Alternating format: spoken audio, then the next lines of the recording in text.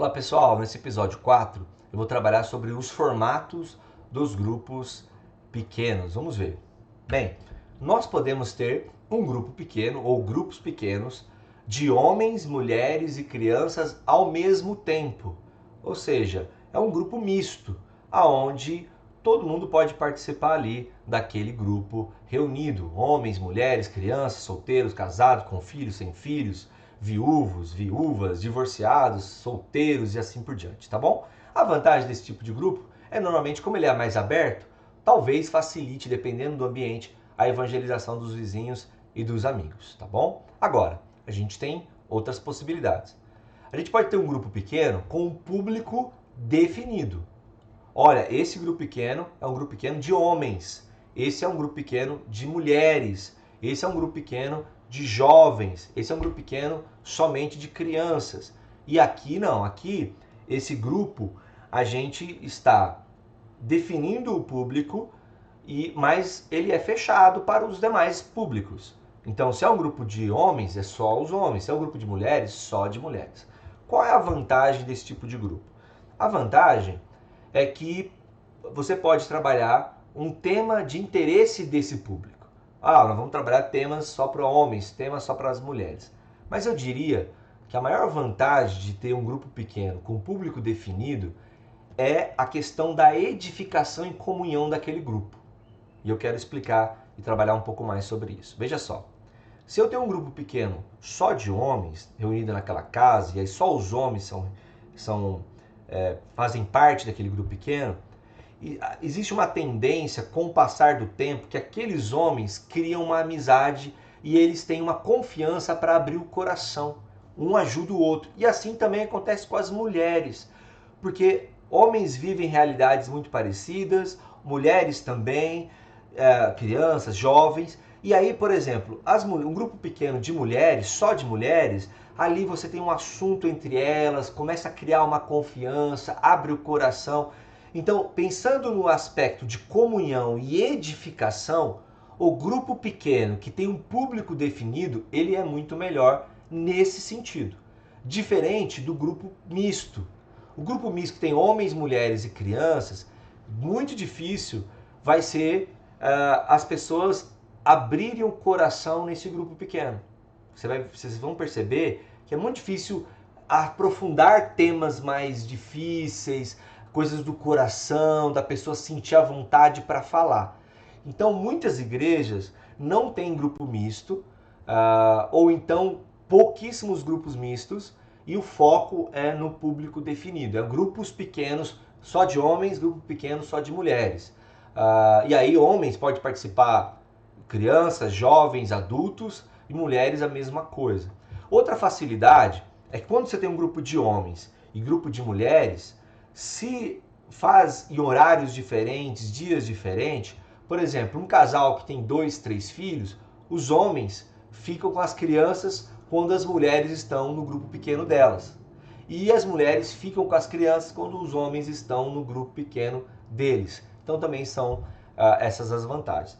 Para evangelizar, eu diria que daí, claro, como tem um público definido, eu acho que também é tranquilo para evangelizar. Você vai convidar, se eu sou do grupo só de homens, eu vou convidar os meus amigos homens. E pode ser, em alguns cenários, até uma vantagem.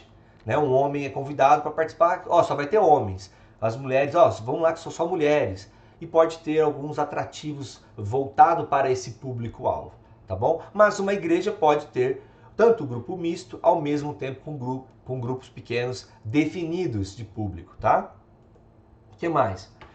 Outros formatos, vamos falar também, além do público-alvo, existe grupo pequeno que ele pode ser 100% presencial. E, em geral, as igrejas trabalhavam os grupos pequenos sempre presencial.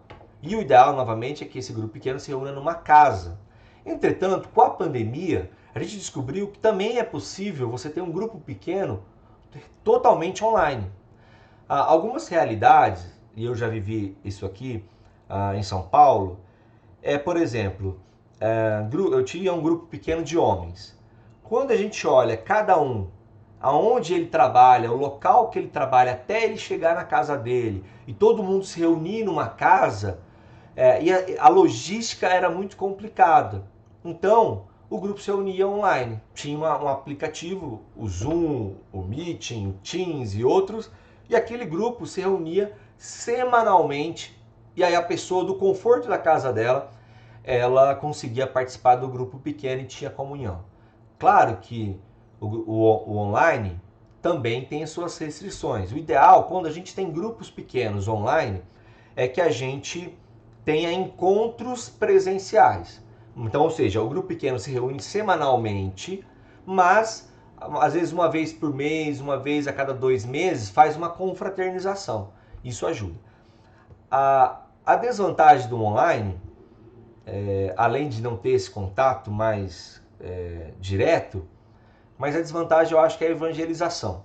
Então, às vezes, o grupo pequeno online, ele tem uma ênfase mais da edificação, da comunhão, do cuidado mútuo, tá? Mas é uma possibilidade. E outra coisa é um grupo híbrido, que ele tem, de repente, uma semana presencial, uma semana online, mas tem que ter regularidade também, tá? Mas são formatos que são possíveis aí.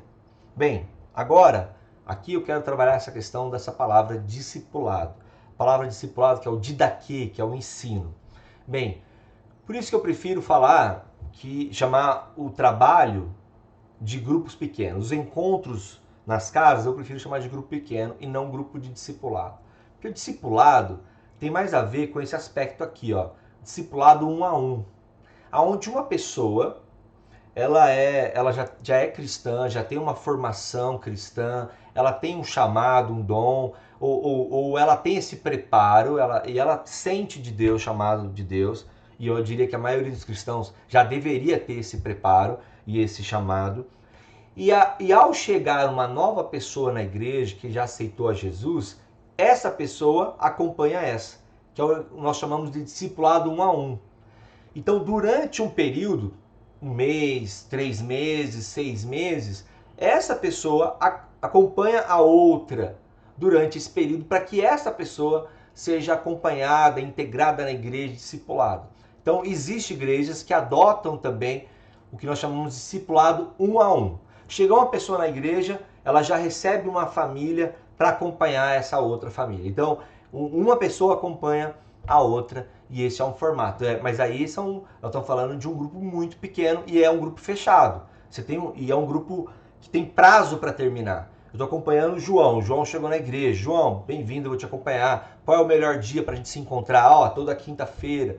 Então eu vou acompanhar aquela pessoa para não desanimar.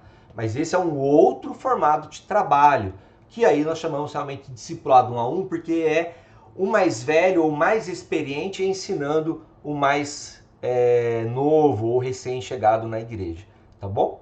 Então, esses aqui foram os formatos que a gente tinha, são as possibilidades. Deixe seu comentário aqui no YouTube, de suas dúvidas, que pode ser também que você tenha alguma outra sugestão, tá?